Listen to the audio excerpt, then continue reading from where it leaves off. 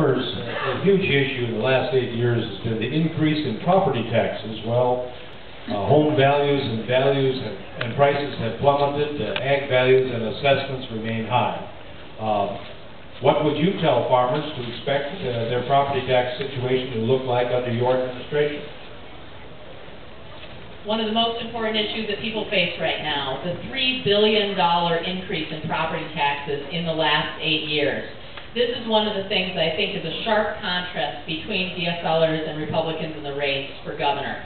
It's very important to know that as DFLers in 2008, we actually fought to reduce the ag homestead class rate from 0.55 down to 0.5. I've proposed, and I will propose as governor, and the legislature I believe will pass, a senior property tax cap at the rate of inflation that will help hold down the homestead rate for seniors on farms. I know this firsthand. My mother still owns the family farm in Blue Earth County in Judson Township.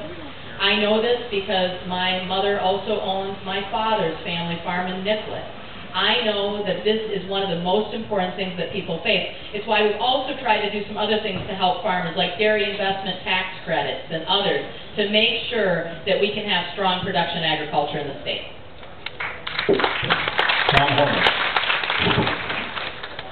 While farmers are on the front lines of the property tax battle, this is an issue that affects virtually every Minnesota property owner, and it is a direct result of actions taken by the legislature over the last couple of years. When the legislature insists on cutting the support for local government, when it insists on passing bad public policies that push health care costs off onto rural Minnesota, when it makes bad policy that leaves our schools operating on 4-day weeks, that's just bad public policy, some of which comes out in higher property taxes. So we have to be aggressive in identifying the responsible relationship between the state government and local government. One area that we need to work on is on the aid to counties. 40% of county taxes is directly related to the unfunded mandates that the state imposes on counties. We need to get over that kind of activity and make sure that we have responsible state government so that our local governments can operate efficiently. Well, there will be a distinct difference here. First off, tillable land should not be supporting every other service that a municipality or that the government provides. So you've got to make sure that that gets changed. Second, what nobody else seems to want to acknowledge is that the problem is not that government doesn't have a good relationship with government and that government's not telling people enough of what to do. The problem is that people that are inside government are totally unwilling to reform it.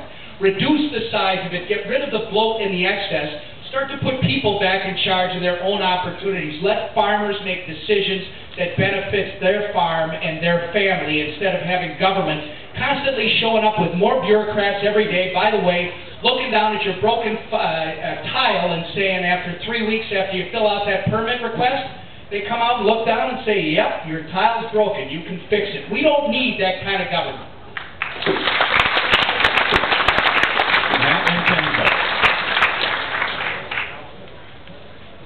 We need a government that's going to be responsive and respectful of the fact that property taxes, I believe, are the worst possible taxes.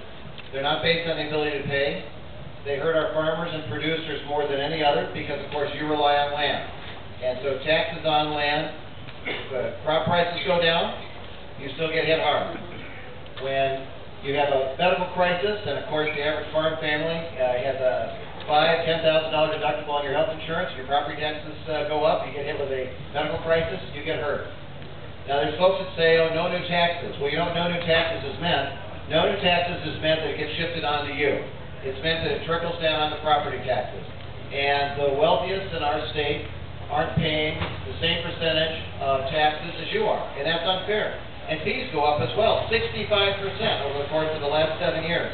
So as governor, I believe that we have to reduce the size of government because of the deficit, but we also have to make sure that we're not increasing property taxes. We need the right mix there.